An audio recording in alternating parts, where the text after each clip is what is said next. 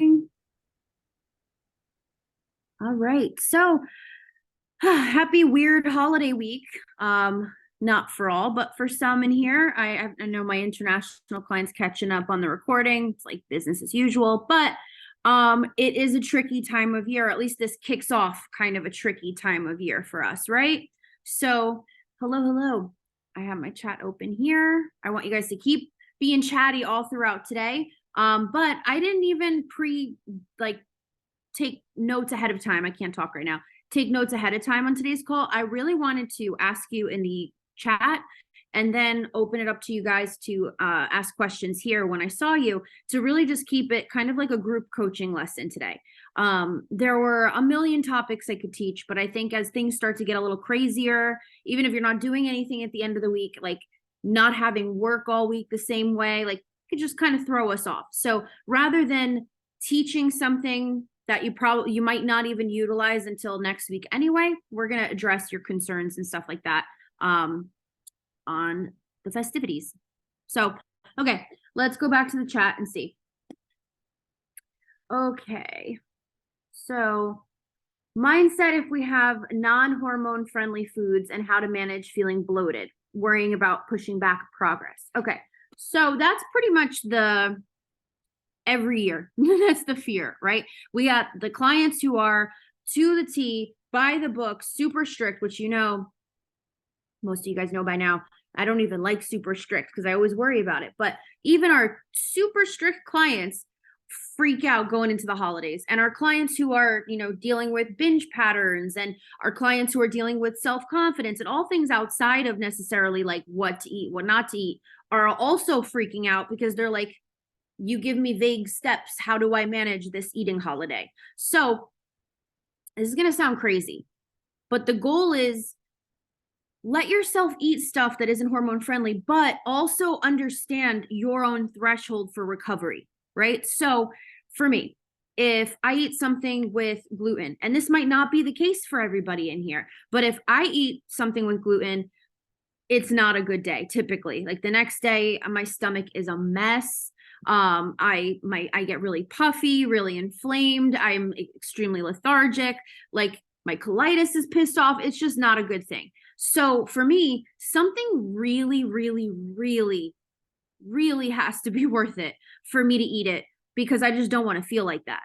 You know what I mean? But there are things like I have insulin resistance and I'm a type 1 diabetic. So taking insulin for me exacerbates my insulin resistance. So the more carbs I eat, the more insulin I have to take synthetically, which aggravates the insulin resistance. So something might be worth it. Like I'm going to go for the flan, or I'm going to go for a dessert, and take more insulin if I have to, because I'm not going to be incapacitated for days after. I'm just going to feel a little puffier, but I know my threshold for that. So I'm able to decide what's worth it, what's not worth it, because I'm allowed to eat. And I want you guys to feel this same way. You're allowed to eat whatever you want. It's just about choosing the effects that that thing has on you and understanding and saying, like, how much do I really want of that? When you make the rules, you end up eating less than you think you're going to eat. When you are trying to avoid overdoing it, you eat more at the end of the day. It's like this reverse psychology that our brain does, where binges will happen or it'll turn into justification in other areas. And all the while, you're not mindful of just what it is you're enjoying or what it is you're eating. We end up eating more to compensate.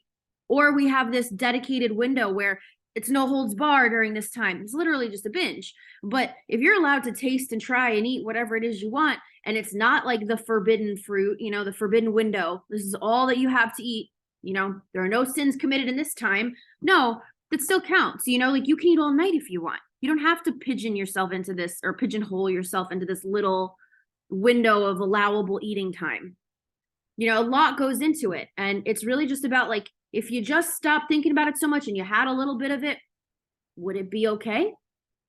Would you just manage fine from there? So really just bring it into focus to be like, is the stress compounding around having a few bites of pie really worth it? Just eat the pie. It might sound weird coming from a health coach, but it'll just manifest in other ways. So my problem is I keep eating because I don't want the taste or flavor to go away. Then I'm uncomfortable. Yeah, I definitely get that. That's why I'm saying try to slow it down as much as you can, because also when we have that forbidden window where we're like trying to stock up while we can, we want to experience that flavor so much. We don't want to be the first ones done, you know? But if you remove all that, then it's on your terms. And then second to that is, I'm trying to think, like when I love bringing desserts to places. People think I'm generous, right? And I mean, I am. I like to be generous. Gift giving is my love language, right? But I'm not going to lie. I bring that stuff there because I want to eat it. Because I want to be able to not have to think about portions. I don't want to have to think can only have one slice of pie. I can only have one blah, blah, blah. So if there's something that I know I want to volume eat, I bring my own variation. I just bring enough for the class, you know, like I bring enough for everybody so they can enjoy it too. And it doesn't seem like I'm bringing my own Tupperware of stuff.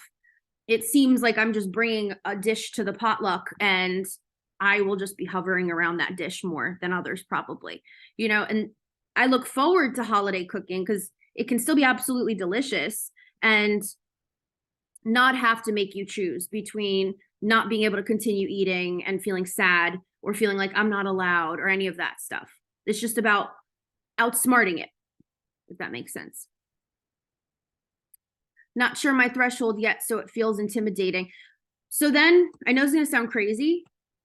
Anticipate just having a couple days after where like you're not doing anything. Like you're just resting, you're putting comfy clothes on, you're not looking at mirrors, you're not weighing yourself. Not that anyone should just be randomly weighing themselves, but like that's the day you don't F with yourself, you know, like, or 2-3 days, whatever. And then document how long that takes. You know, now try to start figuring out your body rather than trying to, no, I'm not saying that you feel this way or assuming it for you, but like, rather than feeling like, oh, I just, you know, I want to avoid feeling crappy. I don't want to blah, blah, blah. Like if you're going to have to go through it, use it for information.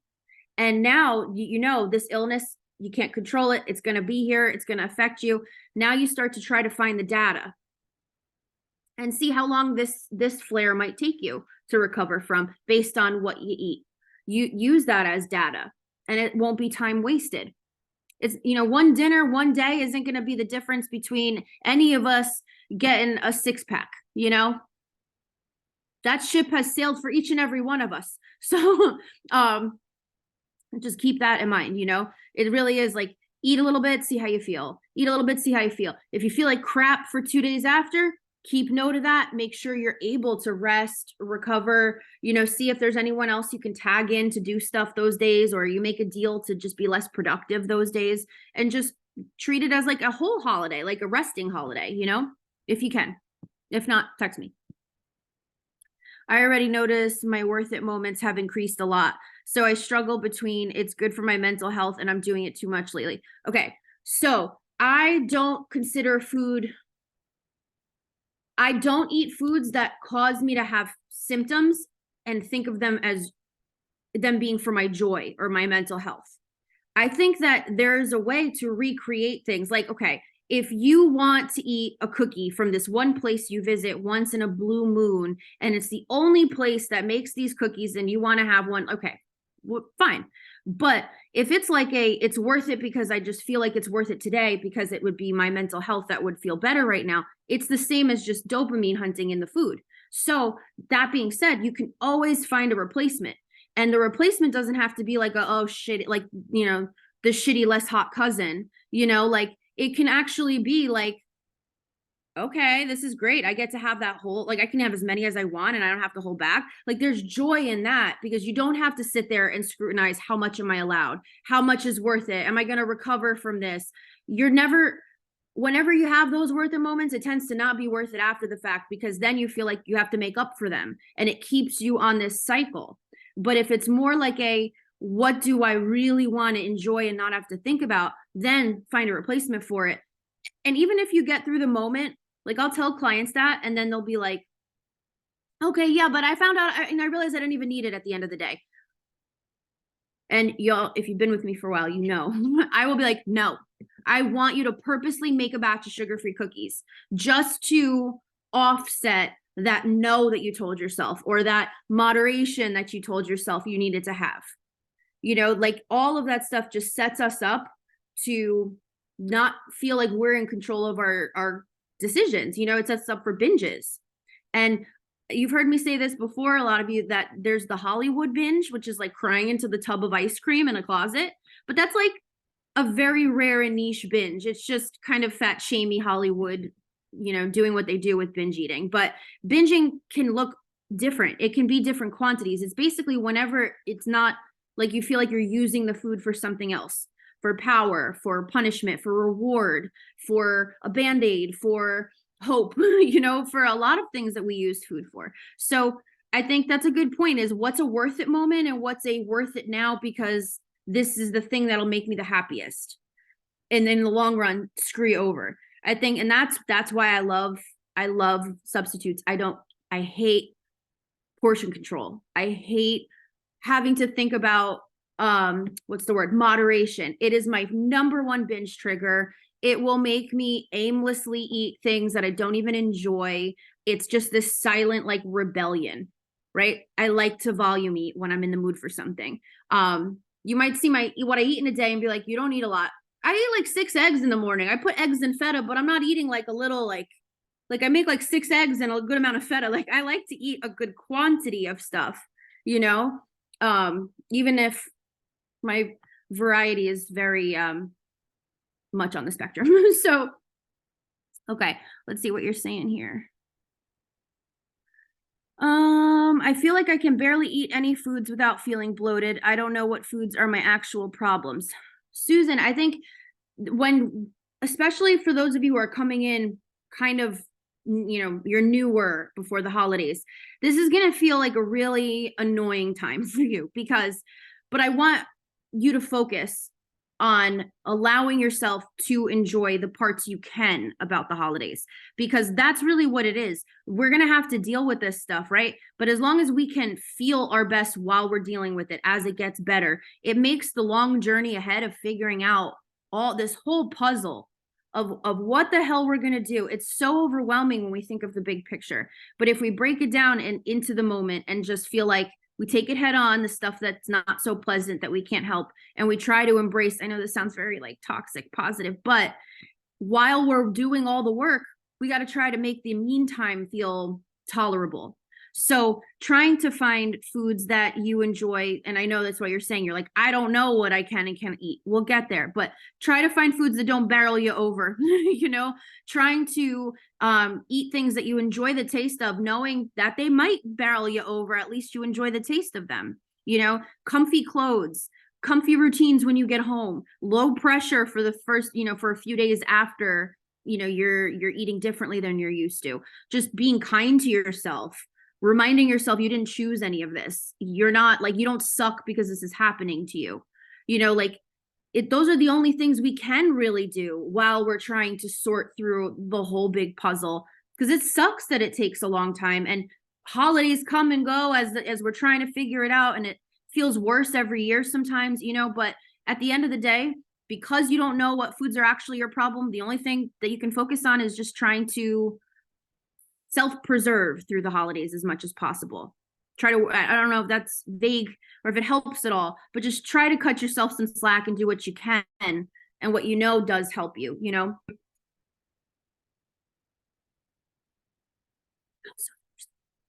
Okay. Yes, I usually don't have a worth it moment when it's not something I can really recreate. It's like something special, but I find more of them in the holidays. Okay, gotcha. Or when I'm on my period. So when I have a client that's telling me that stuff, I say, we got to kick up the decadence factor on your substitutes then, because you basically want it to become like, especially during the holidays, you want it to be that like the replacement's so good, it almost, aside from like the sentimental stuff, but like the replacement's so good, the other thing, it's almost like not as good because you have to think about it, and I can text me. I can definitely help you troubleshoot like easily. You don't have to be recreating what is it, like Milk Bar in your house, but I can help you come up with that. I think my problem is that we have traditions. Try to, I'm not going to lie.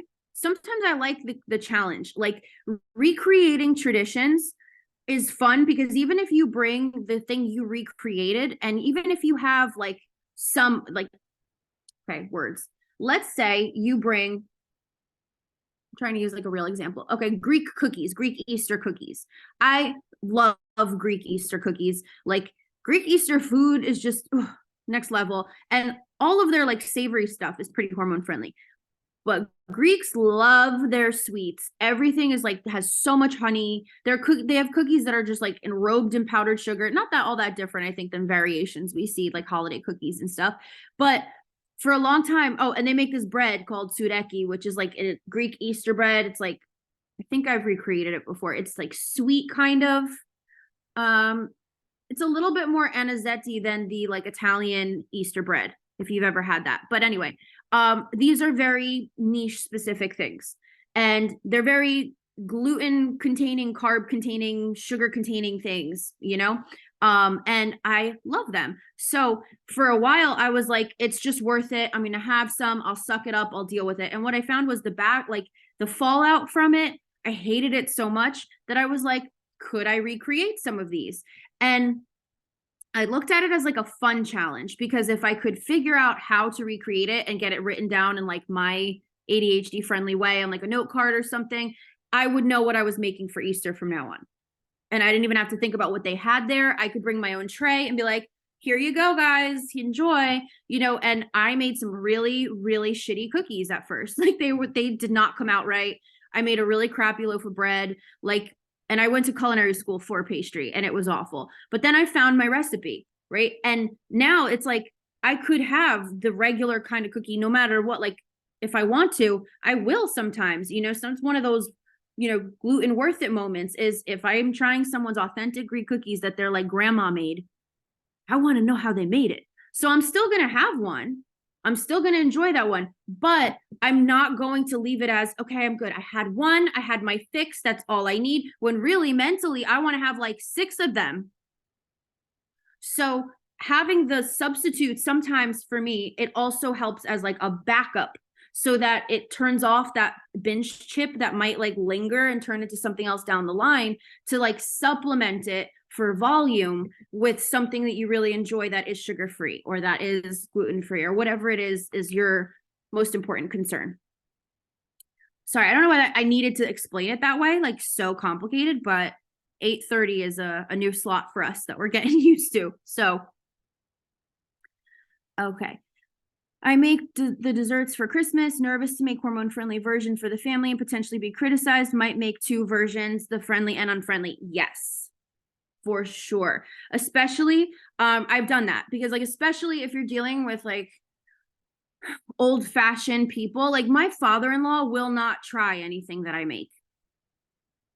And it's not like, I mean, it's like super disrespectful and insulting, right? But it's not intentional. It's not like, it's not even just him. It's like a lot of older people, older ethnic men. I don't know what it is because it's throughout our Nick's family, my family, they're like that. They like won't try what you make. It's very bizarre. If Nick's mom tells him like, try this, he'll then try it. Right. So, and we're sitting here like afraid to tell people we can't eat gluten without getting the shits, you know, but anyway, so my point is I don't rock the boat a lot of times. If I'm trying to make something traditional, I will make it the normal way and then I will make it another way and I'll still make a good amount. So like people could nosh and pick on it too, but, I don't have it be replacing that because I don't want the attention from that. And I get that. No, you know, you read the room. So I agree. But that then triples the work and stress. Only if you think about it that way, right? If you're just replacing the sugar in one thing versus the other thing, or you're replacing cake mix, regular cake mix in one thing with the Duncan Hines keto cake mix and something else. Try to find a recipe that can be easily just swap outable. And just swap out the thing that you're trying to replace for your baby steps. You should be early on in your program though, miss. So don't be skipping adding any random baby steps you don't need. You might just enjoy your regular holiday and as we get to work. Sorry to call you out, but you know, don't add more steps to yourself. Don't worry. Like just stick to your baby steps at a time, one at a time, as infuriating as that might sound. it doesn't get us results any quicker to cut it all out, you know? Text me though if you need help with, yes, mom. Text me if you need help converting recipes, but remember, stick to your baby steps. So, okay, let's see here. Worried about not overeating sweets that is one of my struggles. And that's why I'm telling you, the hack for like Duncan Hines keto cake mix and cookie mix, so easy. I got the chocolate chip cookies. You can do Swerve, but a bunch of stores have that now too, you know, but I got the cake mix, chocolate chip cookie mix. I made it according to the box, and I added crushed up cranberries, pistachios, lemon, orange zest, and some sweetener, like some stevia. Mixed them up, used an ice cream scoop, popped out a bunch of little ones on a tray, done. Took 5 minutes of work. They're so delicious. Oh, and I had pumpkin pie spice too. So crushed cranberries, pistachios, orange zest, pumpkin pie spice, added it to a box mix. You know, so I think the issue is like, don't be afraid of replacements. Like, don't, like, this is going to sound, have more confidence, you know, that sounds really like, I understand how hard that is to do. So I don't mean to sound flippant in suggesting that, but don't be so afraid to make really yummy things for yourself that don't happen to have whatever it is, sugar, gluten, whatever, because there's so much crap out there now to make it easier. It just feels intimidating. But I think that adds to part of feeling like there's the food that's up on the pedestal that I can't have. And here's the, you know, swill that I give myself. Of course it's going to feel like awful, you know? I have a hard enough time making stuff my husband will eat that I also can. Holidays are even more stressed with that. I feel like whatever I'd make would probably be just for me. Well, I think challenge accepted. I want to work on this because I've had plenty of picky husbands.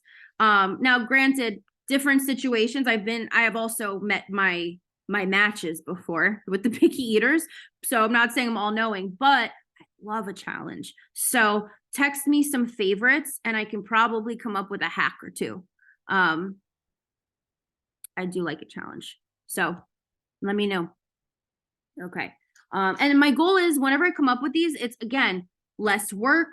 I don't want it to be a million bowls that you're using. I don't want a million steps. I'm not going to continue sticking to things. And I mean, I went to culinary school, you know, like I know the fancy ways to do it and I have no interest in doing that. So, my favorite is when I find something delicious that people are like, that's it. So he would be your challenge. Okay. I am ready. I love it. Okay. Now,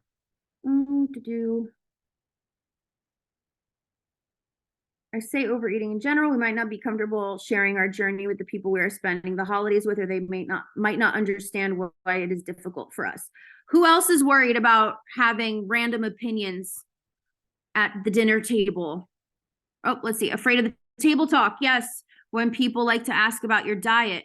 Yup. Oh my God. This drives me nuts. I'm like, in 2023, we're still talking about what we're eating and why. Like, come on, don't we have more interesting things? I mean, maybe depending on the table, we want to stick to the food, but you know, like honestly, it's the worst conversation because it feels like you have to defend yourself for some reason to people or like eloquently describe something that will shut down any argument or additional input. And it's like so overwhelming, right? So my favorite canned response is, I'm just eating what I want to eat these days. People are like, what? And then when they get outraged, be like, I'm not saying I'm eating like Krispy Kreme all day long or like McDonald's only. I'm just, you know, I'm doing what I'm doing. Like, just be vague and then change the topic. Don't include anyone in your journey. I know that sounds crazy, but it's not, you know, like if someone's genuinely interested, like then you know that family member, you know their intentions are different. Maybe they're pulling you to the side. They're like, they're not judging you. They're like genuinely interested, then you decide for yourself what you want to share. But if you're on like if you're on display in conversation, or it's like as you're eating, if you're uncomfortable, then you don't have to be on your toes to think of some wonderfully eloquent response on what you're doing. You don't owe that to people. You can ask them to just like, you know, just give them something vague and then move on. And they should understand what you're getting at by doing that. If they keep circling back, you can say, I just don't like to talk about what I'm eating. Can we talk about something else? It's not very interesting. Just divert. Ask them a question about themselves. Ask them how their work is going.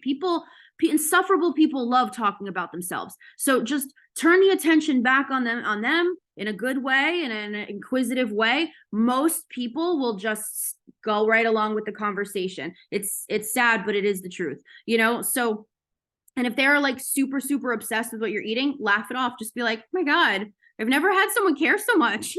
Like you basically want to make them feel weird. Like, I'm asking you to leave this topic alone. Like, it's okay to do that. You're not bad for doing that.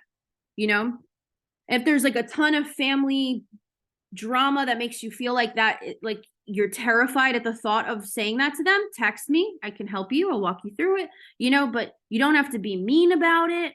You don't have to be like hurt about it. You don't have to show vulnerability. You can just be like, yeah, I just would rather talk about anything else. Like, so how are the girls doing? Like, how's tennis? How's your fifth husband? Like whatever, just move on in conversation. Unless you want to discuss it, you possess that agency and that power. So, I'm trying to think what else people could ask that would be annoying. Did you hear Sammy snoring? That is him in the background, if you can hear him. But he's so loud. He's on his little poof. What else? Does anyone have people who ask like medical questions and stuff? Oh, let's see. My parents were doing the grocery shopping and my dad mentioned my fancy diet and said, I said, I'm not doing a diet. Yes, Becca. Yes. So funny. Like what's fancy? So many people have so many predetermined notions about diets, about what people are eating, what they should be eating, what they shouldn't be eating. And if everybody's different, then who is an expert besides us on our own, So the kids' convo is always frustrating. It for sure is. For sure. So if somebody brings up kids to you this holiday season, I'm trying to think like how I would handle it. I would probably just be like, the situation's pretty deep, but we'll update people as, anything new happens. Or, people, it's been the tradition like, oh, I'm so sorry. Like, I'm sorry to hear, blah, blah, blah. And I'm just like, yeah, us too. So thank you. And then let it get awkward. Like, I say thank you. I'm appreciative. It's not like I'm trying to let it get awkward as a punishment or anything. But if you're worried about expending energy to not make it awkward, you didn't ask for the situation to happen the way it is. You didn't ask to be asked about it at a party, even if the intentions are good. So you're certainly not required to be this amazing on your toes person that knows how to not make it awkward. So if it ends up being an awkward conversation, sometimes just let it be that. We get so much anxiety trying to prevent awkwardness, but there's multiple people contributing to that awkwardness, and guess what? Every single one survives it. So if a situation presents, I'm not putting that pressure on myself to know the best way to respond to it. I'm just going to be as vague as I want to be in the situation, Thank you so much. So, we had a family party that was kind of like that. Like it got brought up a couple times and it was the same. I was just like, thank you. I appreciate that. Yeah. It's, do what we got to do. And then one of us was just like, okay, so, and then, either broke apart or continued conversation, but what are you going to do? I definitely get asked how I'm feeling medically. So hard to set boundaries with my grandma, whose name is literally Karen. So I think it depends on, there's a couple things here. One, you could take the bold approach. And I always say, you don't always have to be the pleasant patient.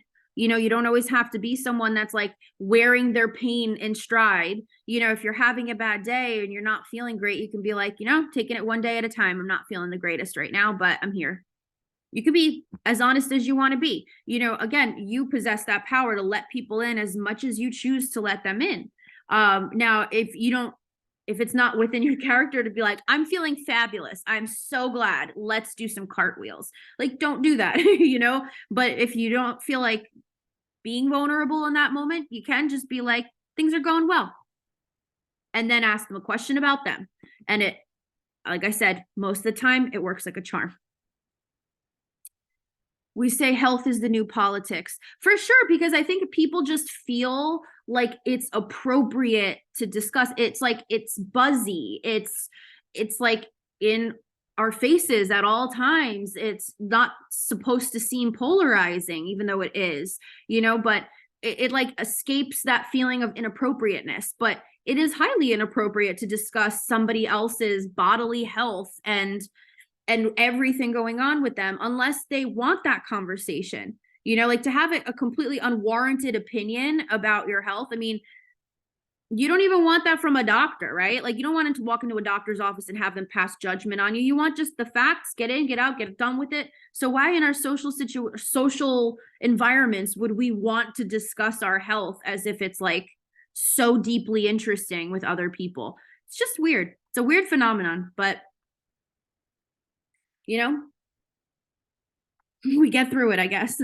So, someone mentions dopamine hunting. Dopamine hunting, like I was saying, make your alternative version. It doesn't have to be the same exact thing, but sugar-free. That's easier a lot of times. But for example, I was talking to a client today, and I said to them, do you prefer like pudding type of stuff or cake type of stuff?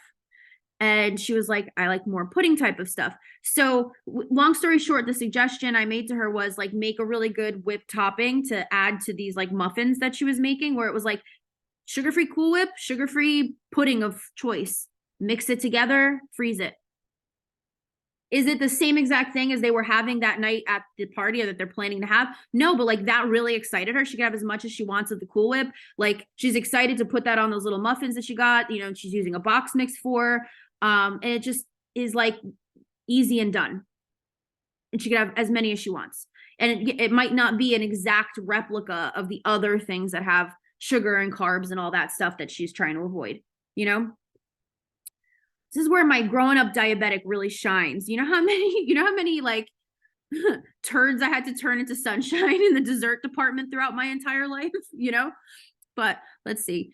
I feel like most people don't care to hear how we feel after we eat certain foods. Bingo. They act like it's just that we overeat and that an autoimmune disease can't cause those feelings with our bodies, husband included. Yeah, that's the hardest thing.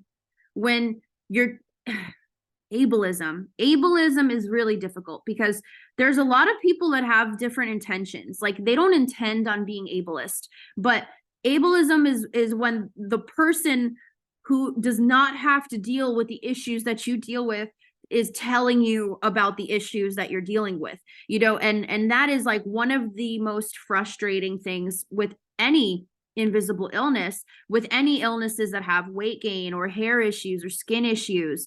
It's like it just leaves it open fodder for people who don't go through the same thing. Like if you don't know what it feels like, what are you making comments? But everybody feels entitled because I don't know why they really just love to think that it's all in our heads. But I mean, why would it all be in our heads? Like, and I think eating certain foods, people assume like that's all you eat, or like, but really you should be able to eat a cupcake on Thanksgiving or some stuffing, and be fine.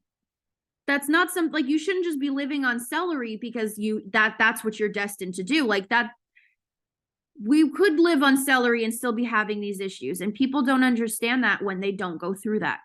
And it's really frustrating. Well, the only thing we can do is just build up that strength in ourselves to be like, no, I believe my reality. Like I thoroughly believe my reality, and I'm not going to fight my body because the only thing I got in the, that has my back at the end of the day, because I'm still kicking. But it's definitely very hard, and it really takes the fun out of the holidays a lot of times. Worried about saying no to hormone unfriendly foods in front of others and later having them in private. Well, listen, if you're in a very deeply toxic environment and that is not the time to really be flexing your like anti-diet muscles because you're still, you're worried about it, you don't want to be triggered by it. There's nothing wrong with saving, stashing a little bit for yourself later, knowing you're doing that. Like the difference is I'm not going to eat it. I'm not going to eat it. I'm not going to eat it. And then the plate comes in the room with you, because then that is a binge, right? But there's a different power in saying, I don't feel like dealing with these people, so I'm going to save myself a little bedtime snack. That is enjoyable. That is planned. That's something you're looking forward to. You're really putting your best interests in mind there. And it's not about saying no. That's not automatically you being in your best interests, So there's a subtle difference there about kind of, again, reading the room and seeing like, you want to preserve a little bit, and if you know that there are some triggering people around you and you're still working on stuff, give yourself that permission to just do it your way this holiday season, and you don't have to think about anyone else. I would totally agree. I've dealt with that before where family has been like, wait, I thought you couldn't eat that. The worst.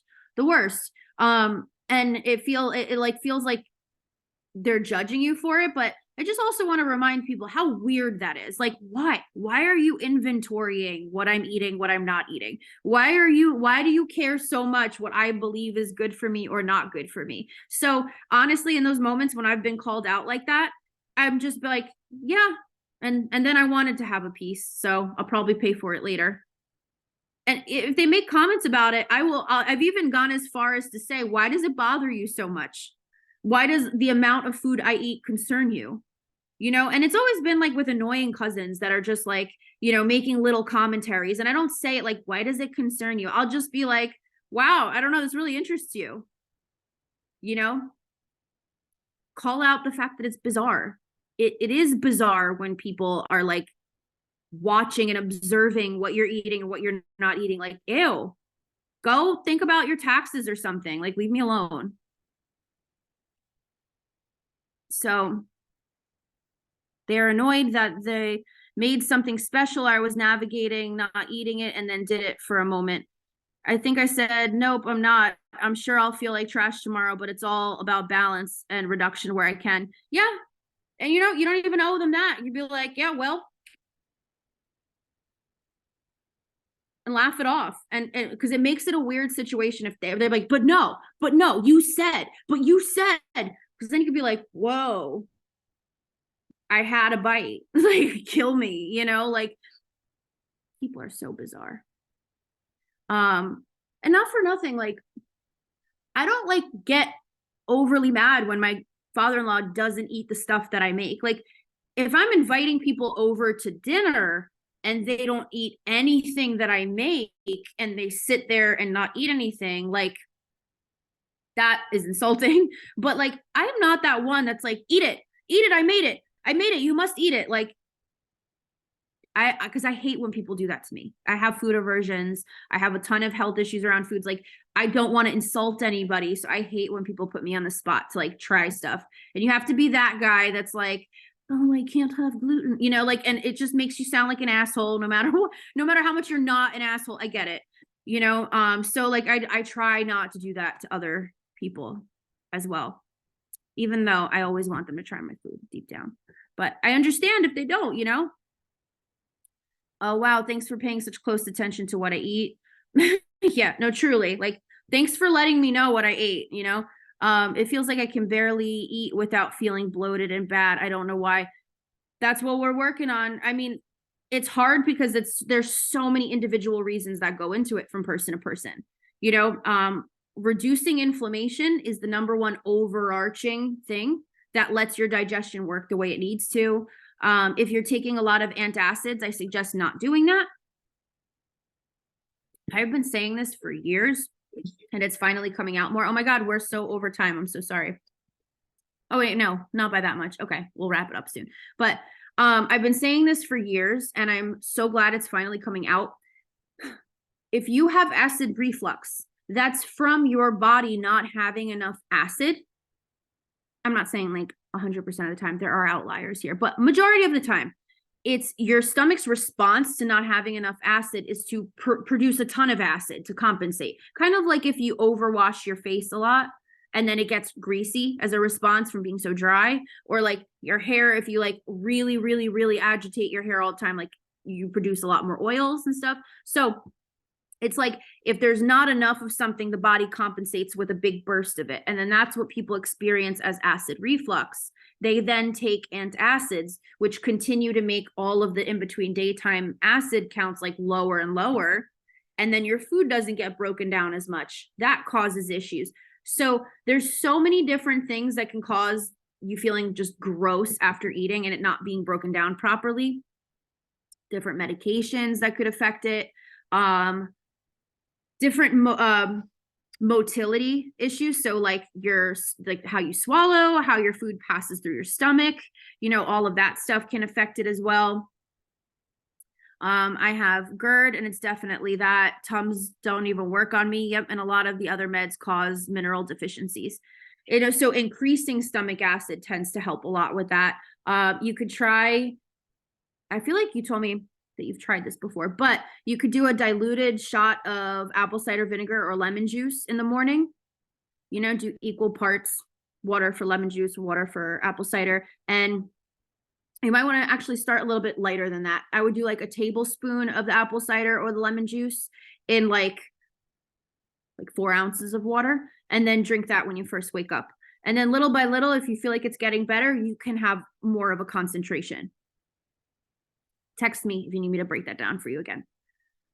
So I hope this was helpful. Oh wait, I got one more. I've had unknown food allergies and intolerances, got tested, and has really helped me start pinpoint my bloating and bowel issues. That's huge, but I always want to say it's specific. I think we talked about this, that the panels that you got were like the right ones. A lot of the at-home food tests, a lot of the general food intolerance tests respond to what's in our blood, which might not be what we're allergic to. It could just be an indication of us eating more of those things, and they're present in the system. So it reads as an intolerance, but it's just because it's like something we're eating a lot of. I forget the names of each, but if anybody wants to know the difference between the two, text me and then I'll find the official one at a different time when I'm fully awake. So, but that can definitely be a big deal. Like, if certain allergies won't cause an allergic reaction, certain allergies will just not let you digest it. So that could definitely be a culprit too. H. pylori, they're testing me for that next appointment. Yeah, and not also something, if you guys are having gut issues, it's called mastic gum.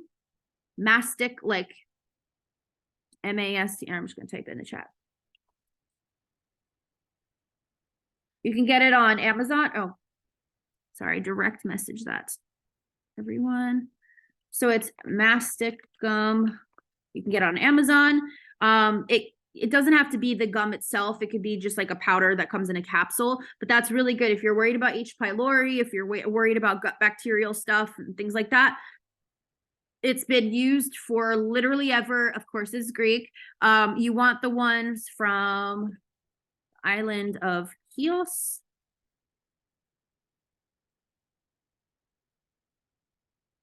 It's a type of resin from a tree, and it's supposed to have really, really, really great gastro properties. I have it here for whenever my stomach is acting up as well. So, okay. I hope this was helpful. I know it was a bit of a mixed bag, but I hope that you guys took away some value from it. If you have any questions or you want me to clarify at all further on anything we talked about here as it pertains to you specifically, text me. Don't worry, you're not bothering me. I love problem solving and I love a challenge. So send me your food favorites, and enjoy your night, enjoy your holiday, the rest of your week. Yeah. And I will catch up with you guys next week. So bye.